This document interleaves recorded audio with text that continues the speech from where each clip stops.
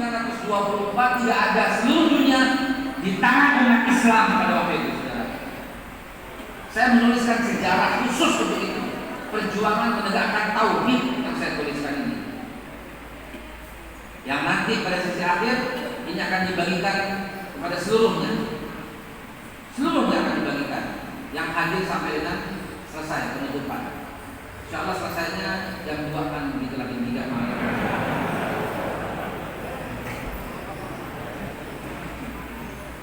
Hadirin yang dimuliakan Allah Subhanahu wa taala, ada satu teknik. Teknik itu harus saya bertanya kepada santri. Ini santri itu? Santri yang di depan ini santri, yang jamaah karena di belakang. Baik, kalau begitu hari ini saya hanya mau bicara dengan santri. Yang bukan santri ya dengarkan saja dan sampaikan kepada anakmu di rumah masing-masing. Ya. Antum namanya siapa? Nama siapa? Zidan.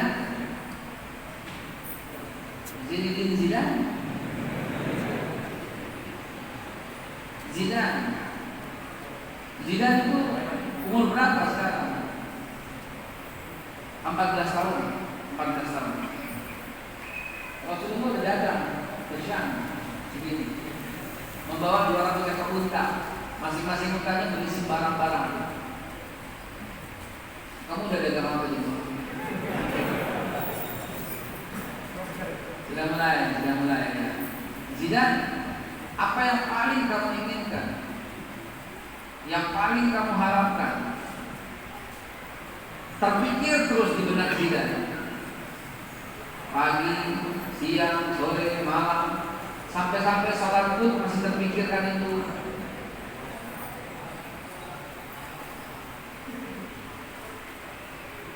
Mau mengharapkan pulang dulu. Ya. Enggak. Pulang dulu. Apa yang paling tidak ingin? Sekarang tahun 2021, tahun 2030, apa yang tidak kepingin? Hafal Al-Quran.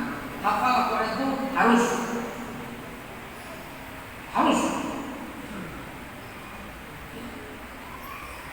Gini. Sholat 5 waktu. Bagus tidak? Tidak. Itu harus. Betul nggak? Nanti bulan Ramadan kita berpuasa 1 bulan suntuk, bagus tidak? Harus. Yang bagus gimana? Tambah dengan puasa ini, tambah dengan puasa dahulu. Sholat 5 waktu harus. Man taraka shalah muta'ammidan faqad kafara jihad. Yang bagus gimana? Tambah dengan tahajudnya. Hafal Al-Qurannya harus. Yang bagus apa? Kamu jadi menteri tapi hafal Al-Quran.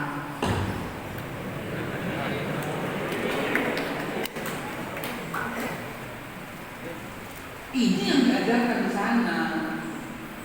Namanya teknik visualisasi.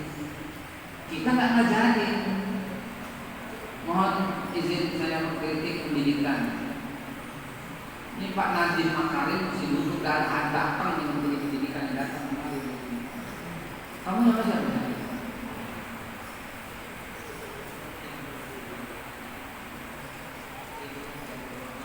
Ibnu. Panggilannya apa? Ibnu umur berapa? Yang keras.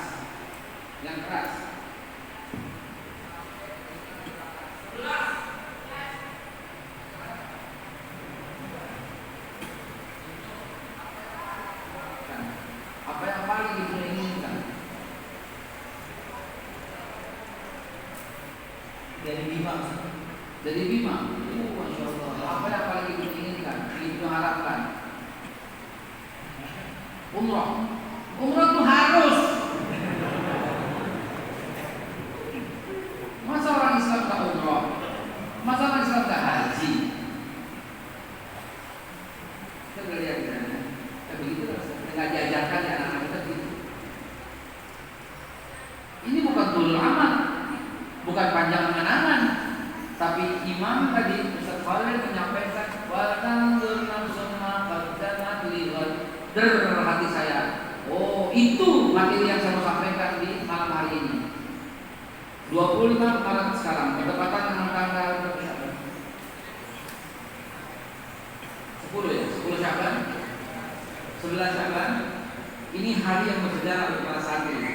Tolong perhatikan sekali lagi, ini hari yang bersejarah buat antum. Betul kan? Ini hari yang bersejarah, hari yang akan mengubah dirimu, hari yang mengubah saya menjadi seperti ini. Hari banyak orang yang bisa berubah, karena hanya memerlukan satu momentum hari. Ingat apa kata Allah Subhanahu wa taala dalam hadis qudsi, ana 'inda dzanni abdi. Rasulullah sebagai petak dasar ketika menggali parit dalam khandak itu ada batu besar, dan untuk menyemangati para sahabat, ini bukan halangan apa-apa. Ini kecil. Jangan cuma untuk menyingkirkan batu, jangan cuma untuk mengalahkan Romawi dan Persia yang dengan Yahudi bergabung, jangan cuma untuk membuat parit. Tapi apa kata Nabi untuk menyemangati para sahabat itu? Aku lihat Romawi di tanganku, kata Nabi. Dipukulnya batu itu oleh Nabi, pecah. Aku lihat Persia di tanganku, dipukulnya oleh Nabi, pecah. Dasar itu yang hari ini saya mau sampaikan. Lihatlah jauh ke depan, masa depan umat Islam ada di tangan kalian. Bukan cuma kepengen hafal Quran, bukan cuma hanya kepengen umroh, dan bukan cuma hanya kepengen pulang. Yang ketawa itu pelakunya, Ustaz. Lebih jauh dari itu. Apa kata Rasulullah Sallallahu Alaihi Wasallam ketika beliau ditawarkan berbagai macam tawaran oleh penguasa pada zaman itu, Abu Jahal, Abu Lahab, Abu Sufyan, dan abu-abu yang jelek-jelek itu.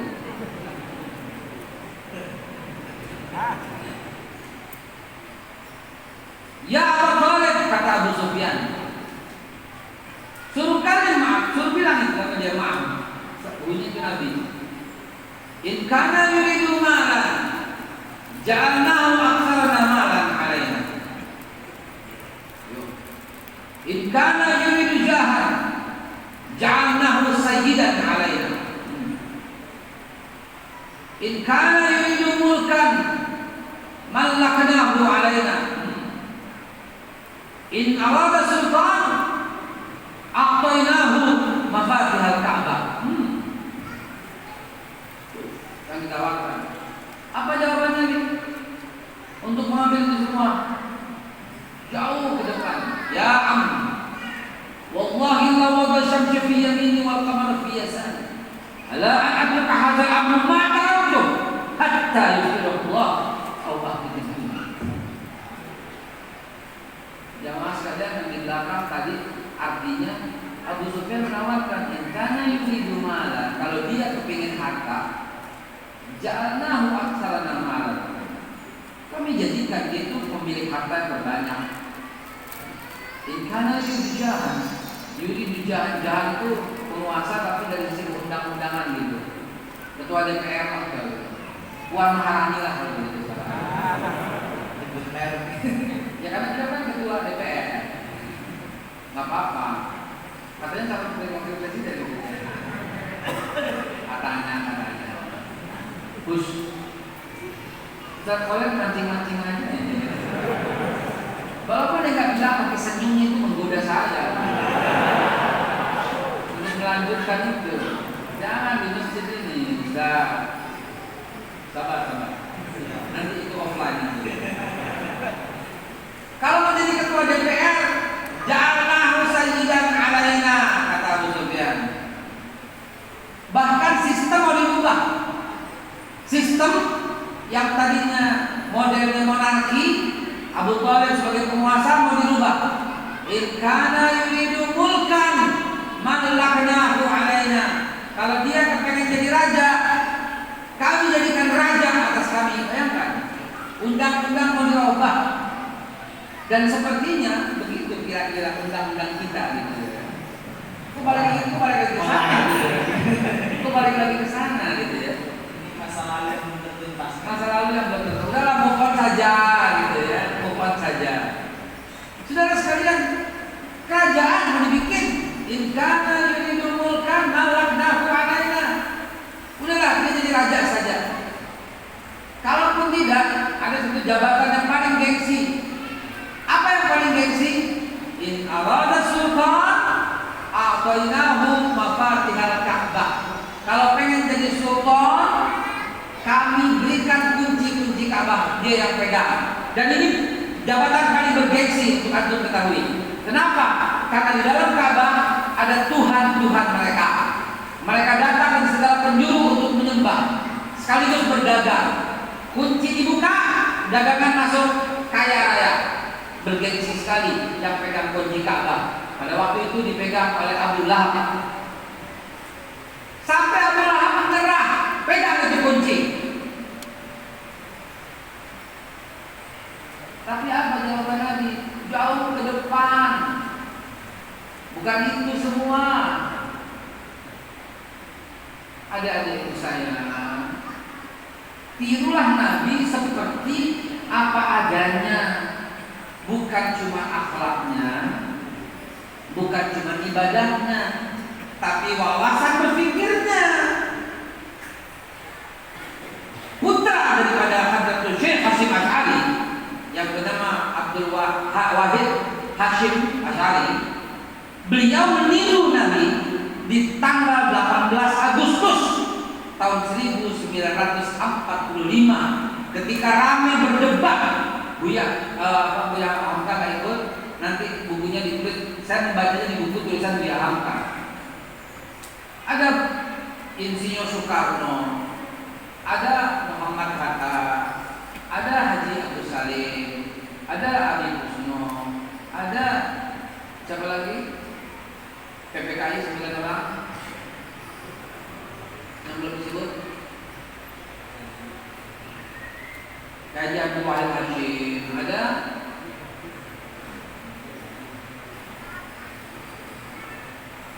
jangan lagi jangan ambil ya santri aja Pak.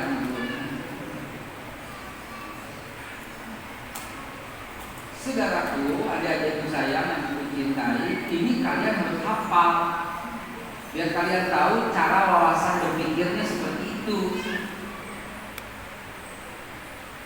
Pidato Wahid Hasyim, Abdul Wahid Hasyim, pada waktu sidang itu berkata, negara kita Indonesia kurang lebih saat ini seperti Madinah Al-Munawwarah ketika Nabi bentuk. Dibentuklah piagam Madinah. Al-Quran ada, hadis Nabi ada, Nabinya masih ada.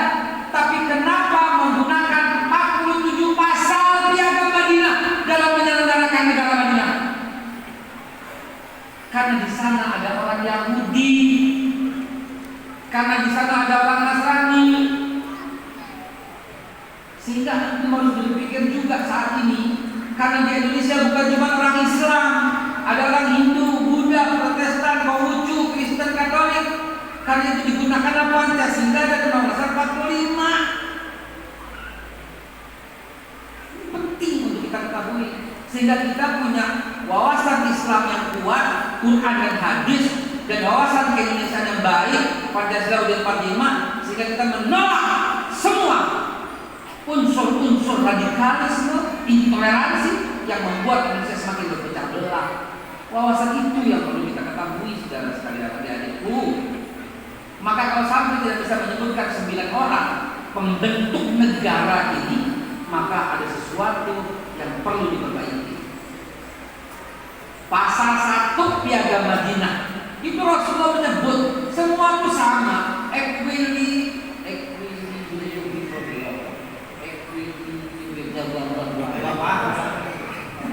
artinya kesamaan.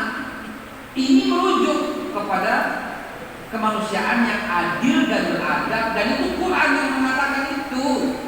Bahkan persatuan itu Quran yang menyatakan, bahkan Bhinneka Tunggal Ika di Cengkram itu Quran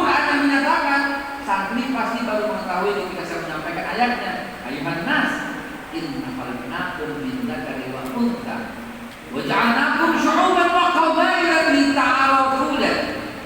Aku kata Allah yang menjadikan laki-laki perempuan ini. Aku yang menjadikan kalian bersuku-suku, berbangsa-bangsa. Maka tidak ada lagi dalam wawasan kita Jawa, Sunda, Lombok, Bima, Padang, Batak, nggak ada lagi. Haram yang demikian. Karena Allah yang menjadikan itu. Bahkan Cina, Arab, India, Pakistan haram sih kata. Jangan lagi lakukan itu. Wawasan nomor satu. Wawasan itu kesana gitu. Negara ini perlu orang yang berwawasan kesana tapi sambil hafal Quran. Maka tahun 2030 harus ada planning kesana. Ustaz Khalil.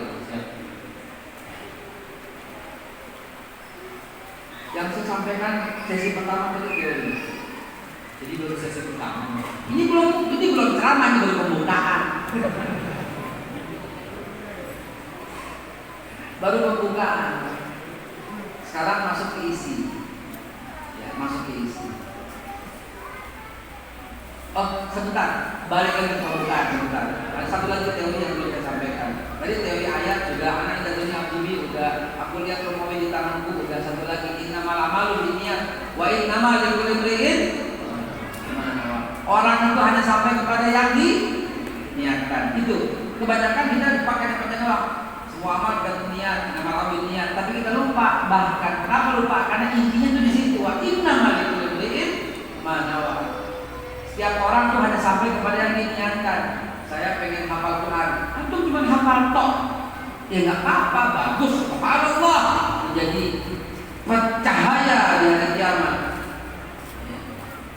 Tapi kita juga lupa, jangan sampai lupakan juga sekarang. Antum umroh kurang. Karena kalau umroh doang, lembaga umroh banyak. Orang Mekah tiap satu umroh. Jadi Menteri Agama. Menteri Agama, ya. Menteri Agama kita lupa. Ya betul. Nggak apa-apa, bagus loh. Gimana sih? Ketawaan itu mengandung arti. Sebenarnya provokator itu kalian itu loh. Yang ketawanya arti itu. Kamu kenal nggak yang namanya? Oh, udah tadi teori ya. Cukup teorinya. Setiap orang hanya sampai kepada yang diniatkan. Maka niat itu besar gitu. Saya ingin jadi presiden gitu. Tapi katanya 3 periode.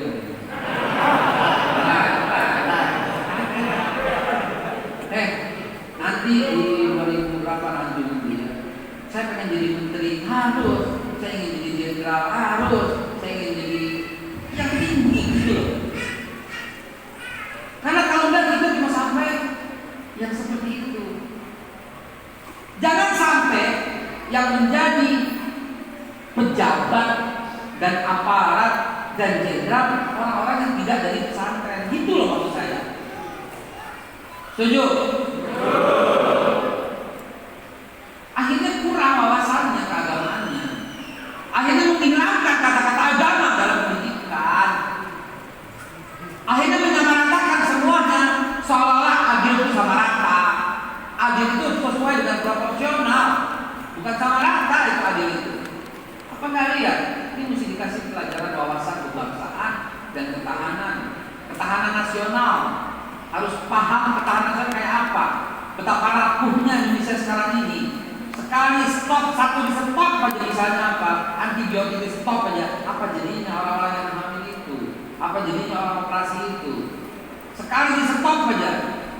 Pangan gitu, yang dulu kita bisa. Bagaimana seluruh Indonesia gitu? Tentu perlu tahu. Sehingga perlu wawasan Quran, hadis, Pancasila, UUD 45 yang betul-betul merasuk ke dalam setiap. Sehingga apa? Sehingga antum ini calon penguasa nantinya, calon pengusaha sukses nantinya. Selepas dari sini, saya seorang hafiz Al-Quran 30 juz, hafal Al-Quran, Bukhari, kaum muslim juga hafal, dan saya punya bengkel yang paling gede se-Solo. Apa salahnya meja, Bre? Apa salahnya meja? Makanya saya juga bingung ini. Coba pikirkan itu, sehingga dirancang mulai sekarang. Karena santri-santri ini harus gitu loh. Dan kita biar kami sekarang yang sedang berjuang di DPR, minta dengar pendapat bahwa lulusan-lulusan pesantren harus bisa masuk langsung universitas. Itu yang kita perjuangkan. Agar apa? Agar antum bisa mengisi. Lihat sekarang siapa yang isi fakultas-fakultas kedokteran misalnya. Dan lihat kira-kira 5 tahun akan datang kayak apa jadi rumah sakit. Lihat ke sana. Lihat siapa yang isi sekarang di fakultas ilmu politik. Dan apa jadinya kira-kira 10 tahun yang akan datang. Jadi santri harus disiapkan sebagai tonggak 350 tahun yang berjuang itu santri. Sebelum ada SD, sebelum ada SMP, sebelum ada SMA, santri udah ada untuk mengusir penjajah gitu loh. Dan penjajahan itu setiap saat berbeda modelnya, tapi sama jajahannya. Saya cerita benerannya. Bagaimana teknik visualisasi itu mempengaruhi semua pemikiran orang. Harus bisa lihat ke depan tuh begini. Baik, sekarang sudah mulai masuk isi dan prakteknya. Saya pernah ada belum.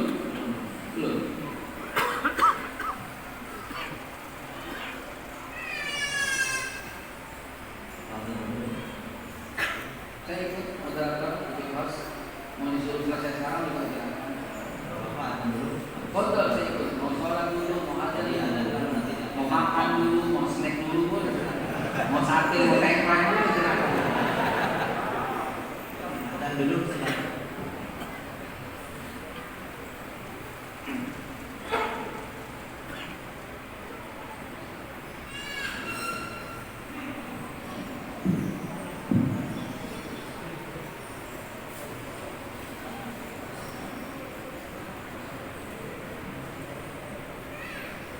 Allahu Akbar, Allahu Akbar, Allahu Akbar, Allahu Akbar.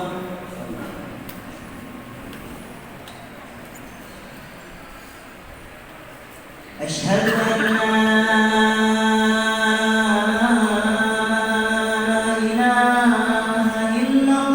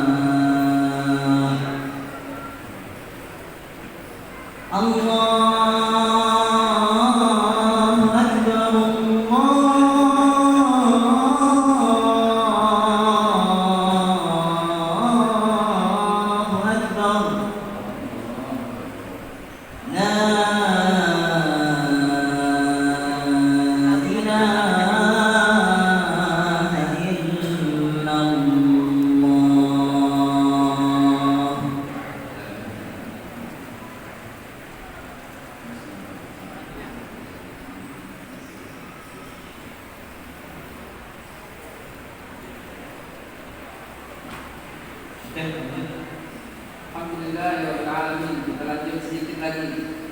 Ini bagian dagingnya, bagian inti, bagian daging. Kalau manusia dibatasi dengan dia.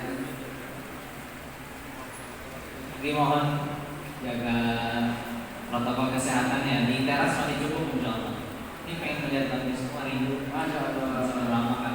Rindu 212. Hadirin, kita lanjut. Satu kali mohon izin. Nih, saya ceritain ya. Teknik visualisasi itu kayak apa hebatnya ya? Harvard, tahu Harvard? Harvard University, universitas terbaik di Amerika. Lulusannya bisa dipastikan orang-orang yang top, yang hebat dan punya jabatan. Kenapa? Karena sebelum masuk harus punya cita-cita. Alangkah indahnya nanti kalau Darus Sunnah ini seperti itu ya. Saya punya mappingnya selalu saya punya mapping cara itu. Di Harvard dilakukan penelitian sebelumnya. 20 anak itu ditanya mau apa, gimana ceritanya, nama, alamat, tempat, tanggal lahir, tanggal liburan, alamat, nama kakak, nama adik, nama nenek, nama kakak, semua dicatat. Tapi yang ditunjuk satu itu, what do you really want, kata mereka. Masa duit. Ingat, wa innamal likulli imri'in ma nawa. Dari semua hadis, contoh misalnya kita lihat Shalihin, dari ribuan hadis, hadis itu nomor satu kan? Betul tidak?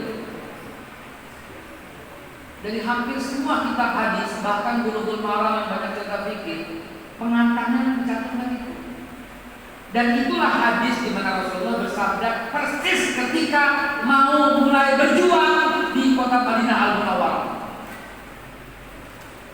Dikumpulin itu. Siapa yang hijrahnya karena perempuan, dapat perempuan. Siapa yang hijrahnya karena harta, dapat harta. Kan begitu.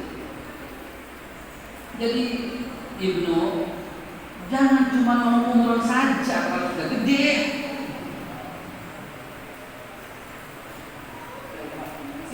Zidane, jangan cuma mau hafal 30 juz saja. Itu kewajiban, itu keharusan. Sebagaimana sholat 5 waktu itu kewajiban, itu keharusan. Tapi bagaimana mulai syuruk udah sholat, udah duha sholat lagi, ada mengisi waktu sholat lagi gitu. Qobliyahnya sholat lagi, ba'diyahnya sholat lagi gitu. Tahajudnya sholat lagi, witirnya sholat lagi, begitu. Alhamdulillah, alhamdulillah, di situ.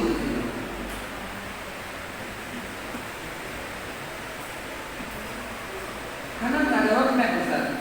Kalau ada roadmap, harus ada dua. Selain hafal Al-Quran 30 juz, apalagi yang kamu inginkan?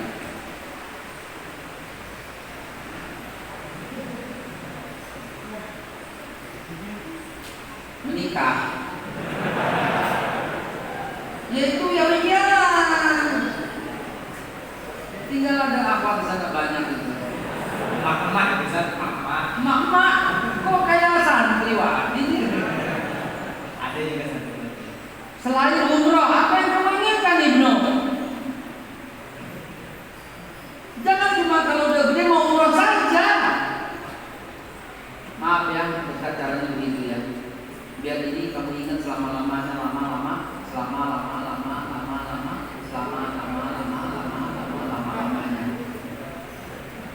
Kata-kata itu pun akan kamu ingat nanti dari permainan. Masya Allah, alhamdulillah,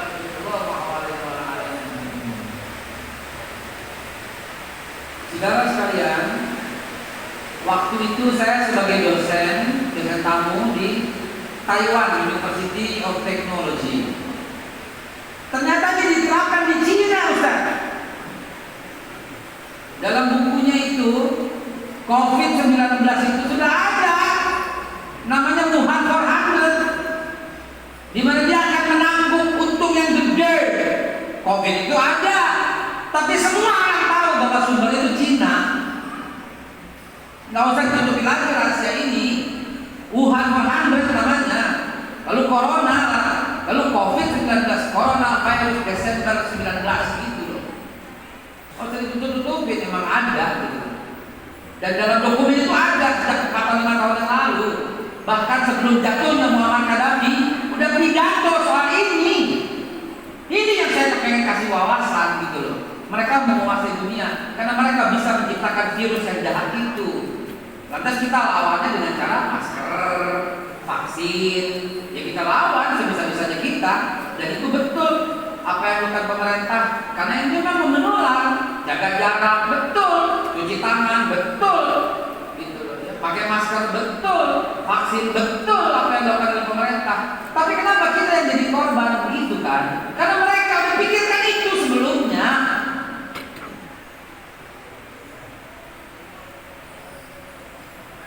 Jadi teman-teman sekalian perluas wawasan berpikirnya seperti itu. Saya ngajar dosen tamu di Taiwan University of Technology. Seperti akun semua ini anak-anaknya. Saya kaget loh. Kalian kok udah wisuda? Ada foto wisuda Ustaz di mana-mana? Masih kecil loh. Kalian udah S2, umur segini, apa jawabannya ya? Belum. Belum waktu itu belum. Pak Haikal. Kenapa belum ini? Dengan profesor-profesor, oh di sini begitu masuk langsung diwisuda resmi. Supaya apa? Karena kita semua harus lulus. Wisudanya di awal. Wisudanya di awal divisualisasikan kau akan berhasil. Bahkan cita-citamu setelah ini jadi apa? Jadi dokter. Maka dia datang ke kampus dengan pakaian seorang dokter. Kamu presiden, besok datang pakai jas, pakai dasi. Jadikan setiap tahun di pesantren Darul Sunnah ini hari masa depan dalam rangka mempraktekkan ligon itu loh. Wal tanzur nafsun ma qaddamat ligon itu loh. Oh begini cara mereka menguasai dunia. Begini rupanya mereka memberikan wawasan. What do you really want? Ternyata hadis Nabi yang dipakai. Wa inna malikul imri'in ma nawa. Ternyata ayat hadis qudsi yang dipakai. Ana inda dzanni abdi bi. Bukan seperti guru-guru, tapi di sini yakin gak ada. Belajar kagak lulus loh, kagak lulus loh, kagak lulus loh. Ditakut-takutin gak lulus itu loh. Maka begitu gak lulus tuh, kan gak lulus.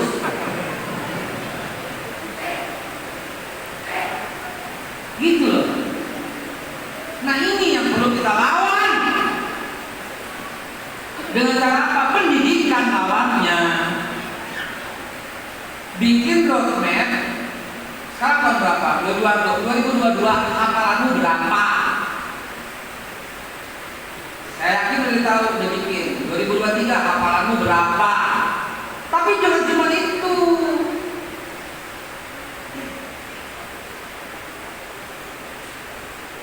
Bengkel motor yang kamu sudah kunjungi berapa? Kalau kamu jadi pengen pengusaha bengkel,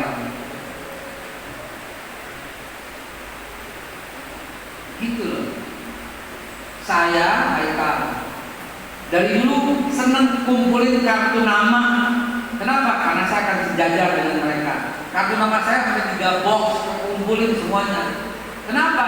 Saya akan menghubungi mereka semua nanti, dan mereka akan perlu jasa pelatihan saya. Sekarang aja mandek. Kenapa? Gak boleh bikin pelatihan. Kenapa? Karena gak dukung yang itu. Daripada pusing ngopi lo.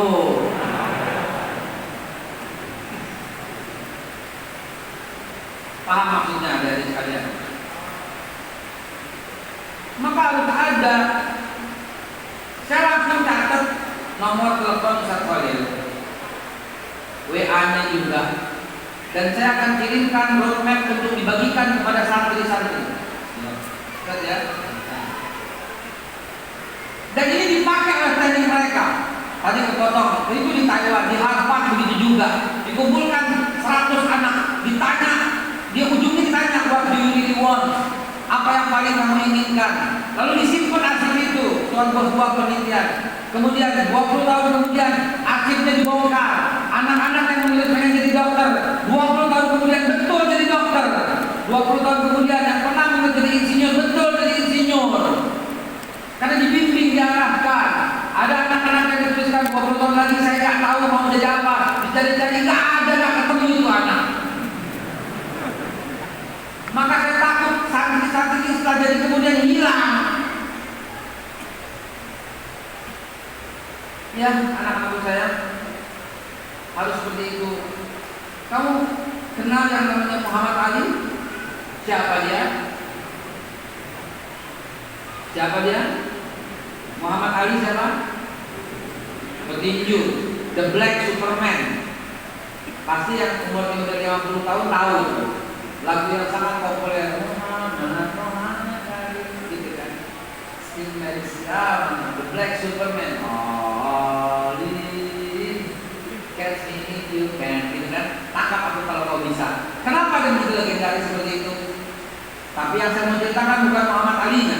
Bapak-bapak pasti tahu pada waktu Muhammad Ali berkunjung ke Indonesia, jadi habis dihajar ronde ke-8 oleh siapa?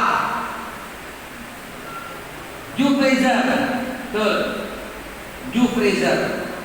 Antv pernah memutarkan ini ketika Joe Frazier mati, meninggal kira-kira 10 tahunan yang lalu, dan saya terekam di dalam kepala saya kenapa Muhammad Ali bisa jatuh, padahal pada waktu itu The Black Superman yang gak pernah jatuh.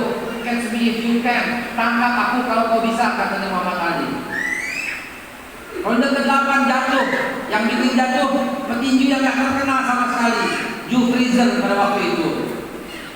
Dan rahasia ini diungkapkan dalam buku visualisasi yang ditulis oleh pelatihnya Joe Frazier pada waktu itu, Bugs Lewis.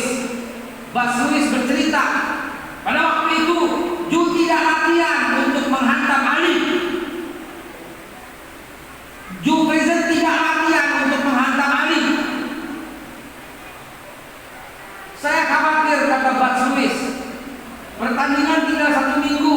Hari pertama latihan di Filipina nggak latihan, hari kedua nggak latihan, hari ketiga berikutnya baru dia turun.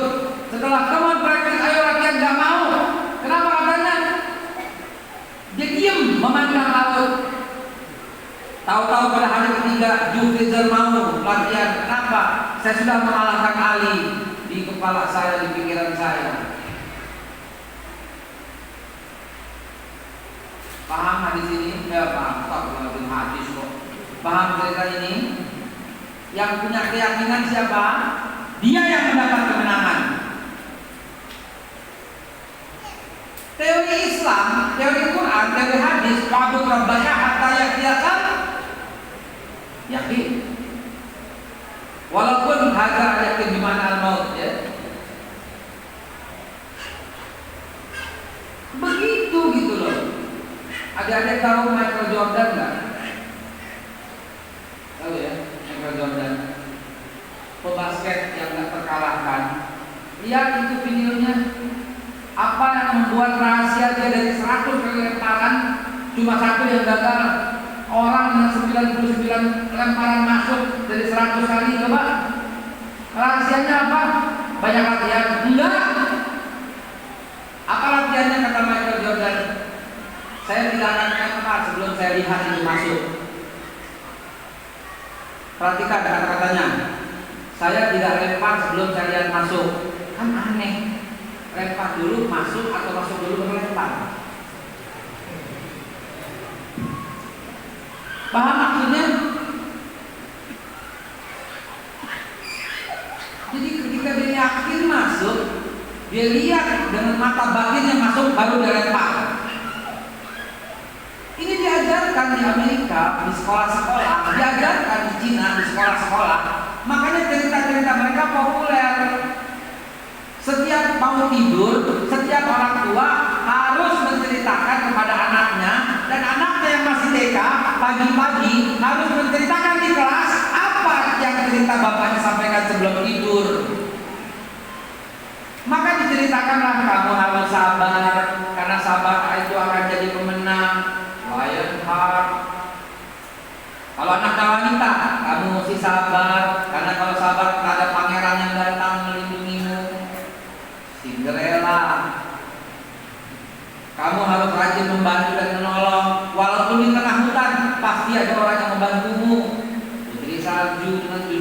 cacing.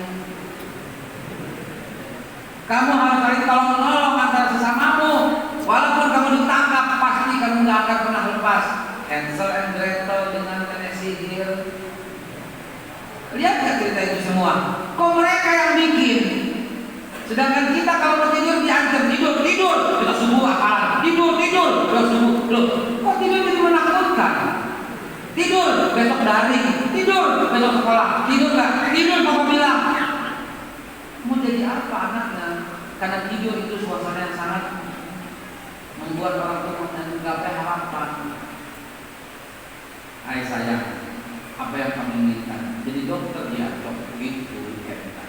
Apalagi kamu hafal Quran 30 juz dan kamu pakai seragam dokter. Besok kita ke rumah sakit yang paling gede, kita jalan-jalan yuk. Ajak dia jalan-jalan dan lihat bagaimana dokter bisa menyelamatkan nyawa.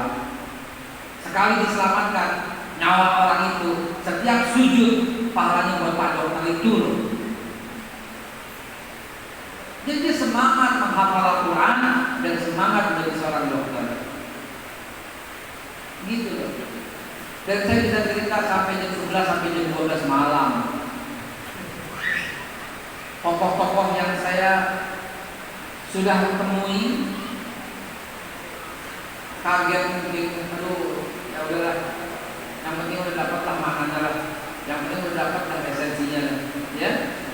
Wabtali bima ataqallahu daral akhirah walakan nasibaka minan.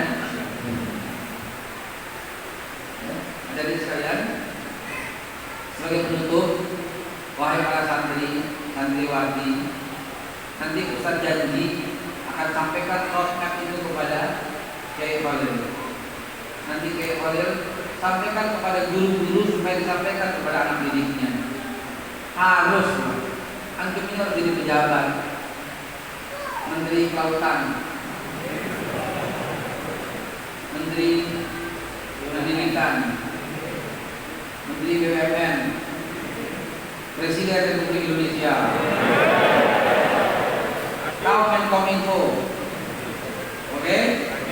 Betapa Kominfo bisa menyihir semua orang dengan Facebook, Twitter, Instagramnya. Betapa 212 seolah-olah menjadi organisasi yang ditakuti, padahal 212 dihadiri oleh Presiden Jokowi. 212 dihadiri oleh Bapak Kapolri Pak Tito Karnavian. 212 dihadiri oleh Panglima beliau Pak Jenderal Gatot Nurmantio. 212 dihadiri oleh Menko Polhukam Bapak Jenderal Wiranto. Jenderal-jenderal berkumpul dalam 212. Presiden berkumpul dalam 212. Keynote speakernya dan Bapak Kapolri dalam 212. Tapi kenapa sekarang seolah 212 ke musuh negara? Seolah nggak boleh, seolah dihambat. Biar tahu semuanya. 212 itu ada perwakilan Islam, Kristen, Hindu, Buddha, Protestan, Konghucu. Kumpul semua bersama. Momentumnya adalah orang yang menghina Al-Quran. Dalam 212 ada orang Cina, Kristen mau datang ke gereja. Apa yang dilakukan pada masa 212? Mereka menyingkir, menyiapkan jalan untuk mereka. Dalam 212 kebetulan hujan, apa yang mereka lakukan? Diambil payungnya, dipayungin saudara kita yang Kristen dan orang Cina itu. Diangkat sampai dengan ke gereja. Gaun yang kotor, dipegangin, diangkat gaunnya supaya tidak kotor. Masa siapa itu?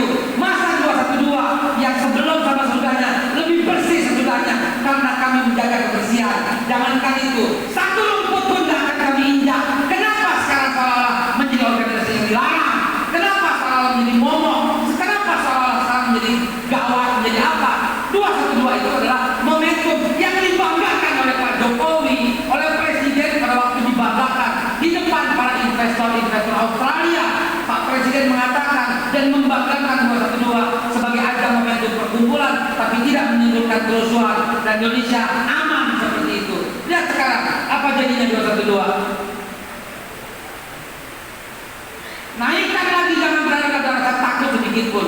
212 adalah peristiwa yang sangat membanggakan seluruh umat, dan 212 bukan cuma milik umat Islam, tapi milik semua rakyat Indonesia yang mengerti dan paham apa itu rasa persatuan senasib dan sepenanggungan. Karena umat Islam, umat Kristen itu berapa kali tidak boleh ada yang dihina. Al-Quran, Injil, Weda, Nipitaka tidak boleh dihina-hina. Kitab suci agama apapun tak boleh dihina. Ustaz, kiai, habib, pendeta, rahib, pastor tidak boleh ada dihina-hina dan tidak boleh ada dihina-hina dalam momentum seperti ini. Itu yang mesti kita pegang dan itu yang kita pegang sampai sekarang. Lihat jadinya seperti apa? Lihat jadinya seperti apa? Seolah-olah ditakutin, seolah-olah menjadi momok, seolah-olah menjadi kegiatan yang kriminal. Itu sebabnya saya sebagai jubir kedua selalu mengingatkan kepada semua orang, jangan takut, sebarkan kebaikan ini. Ini momentum persatuan. Semua ada di sana. Salafi datang, NU datang, Muhammadiyah datang, Akhirsak datang, Jamiatul Khair datang. Semua datang berkumpul bersama karena semua prihatin. Tidak boleh ada yang menghina kitab suci apapun. Bukan soal Al-Quran. Tidak boleh kitab suci apapun dihina. Tidak boleh agama apapun dihina. Tidak boleh tokoh agama apapun dihina. Apalagi menghina kepala negara, apalagi menghina pejabat, dan juga menghina sama manusia. Hentikan itu sekarang. Dan itu momentum kita bersama. Insya Allah saya akan datang lagi dalam kesempatan yang lebih lama. Alhamdulillah ya menjemani. Jazakumullahu khairan. Jadi ini semua tadi nasihatnya hanya untuk santri. Untuk santri dulu ya. Nanti kita ketemu lagi setelah pesan berikut ini. Jadi jamaah belum menerima nasihat, tapi insya Allah sedikit banyak. Jamaah, nasihatnya ini perjuangan menegakkan tauhid. Apa yang saya sampaikan saya tuliskan dalam buku ini. Ya, saya tuliskan dalam buku ini. Perjuangan menegakkan tauhid, perjuangan menegakkan ketuhanan yang Maha Esa, perjuangan menegakkan Qul huwallahu ahad. Dari zaman Nabi Ibrahim sampai 212 sampai RUHIP, perjuangan itu sama. Ketuhanan yang Maha Esa harus menjadi dasar negara kesatuan Republik Indonesia sesuai pasal 29. Ya, negara berdasarkan ketuhanan yang Maha Esa. Enggak boleh ditaruh nomor 3, enggak boleh taruh nomor 5, enggak boleh diperas-peras, enggak boleh jadi nomor ketuhanan yang berkebudayaan, enggak boleh. Hanya ada ketuhanan yang Maha Esa dan itu mesti jadi nomor 1 dan menjadi dasar negara kita sesuai Undang-Undang Dasar 45 pasal 29. Itu yang kami perjuangkan. Kalau ini dianggap salah, maka yang menganggap kami salah adalah confirm komunis. Insyaallah saya sebagai penutup agar hati kita tetap sejuk dan tetap tenang, kita tutup dengan doa. Kita sejuk. Enggak sejuknya cuma di akhir doang. Karena memang harus begitu sambil bagian. Yang sejuknya bagian terpelir, yang membangkitkan semangat, tapi semangatnya dengan wawasan kebangsaan, semangatnya wawasan dengan negara kesatuan Republik Indonesia jangan dirubah-rubah. Nggak usah dirubah-rubah, udah jadi kayak gini udah paling cakep, paling bagus. Islam di Indonesia paling asik gitu, yang bisa menghargai dan menghormati sesama. Ya, yang kita nggak terima ideologi dari luar, kita nggak terima yang intoleran, yang radikal, nggak terima. Kita yang semua saling menghormati, toleransi, baik sesama agama maupun sama berbeda agama, itu tetap ada ukhuwah yang sesama kebangsaan begitu. Maka teman-teman sekalian, sahabatku sekalian, doanya adalah kita berdoa ala hazinnya walaupun yang salihah. Ya, saya terus sangat yakin, hakul yakin sekali bahwa mas kawin itu mahal. Betul tidak? Betul tidak? Namanya mas kawin, saking mahalnya masih emas. Betul tidak? Betul tidak? Zaman Nabi kalau tak punya duit pakai cincin dari emas ya, boleh nggak mas kawin itu baca Al-Quran? Ada nggak yang pakai begitu? Ada, walaupun hilafiyah ada. Tapi ada nggak mas kawin itu begitu dalam hadis? Ada? Ada. Saking apa? Saking mahalnya Al-Quran, saking berharganya bacaan itu. Mengajarkan ya, khairukum man ta'allama Al-Quran wa 'allama. Maka saya mohon kepada jamaah sekalian, kali kita baca surat Al-Fatihah sebagai pembukaan dan niatkan pahalanya supaya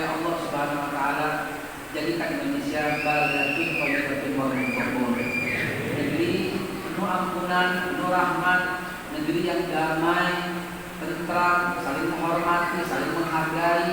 Dan kita doakan semoga dari mulai presiden sampai pejabatnya orang-orang mukmin dan muttaqin, pengusaha-pengusahanya orang mukmin dan muttaqin, pejabat-pejabatnya, menterinya semuanya orang mukmin dan muttaqin. Karena kami yakin ya Allah, kalau Allah amanu wa taqaw la fatahna alaihim barakatin minas sama'i wa ya, yang bisa memberikan keberkahan dari langit dan dari bumi, dan juga menyatakan wilayah Allah makhraja, yang bisa menjadikan jalan keluar adalah orang-orang yang bertakwa. Yang nggak bertakwa kagak bakal bisa, Pak. Yang nggak bertakwa kagak bakal bisa. Yang makan riba nggak bakal bisa. Yang demen ngutang nggak bakal bisa. Riba bagaimana bisa menyelesaikan masalah bangsa? Ini kalau diperpanjang jadi politik lagi.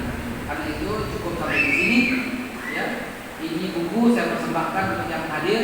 Di bawah bukunya ya, Pak Kadir, di bawah bukunya ya, di luar ya, di situ ya. Saya persembahkan untuk yang hadir. Untuk santri perwakilan ya. Nah ini deh, untuk ini saya minta hadiah satu ya, gratis ya. Buat yang lain ganti ongkos cetak. Tapi buat pesantren saya persembahkan dulu ya, tanpa tetap amin.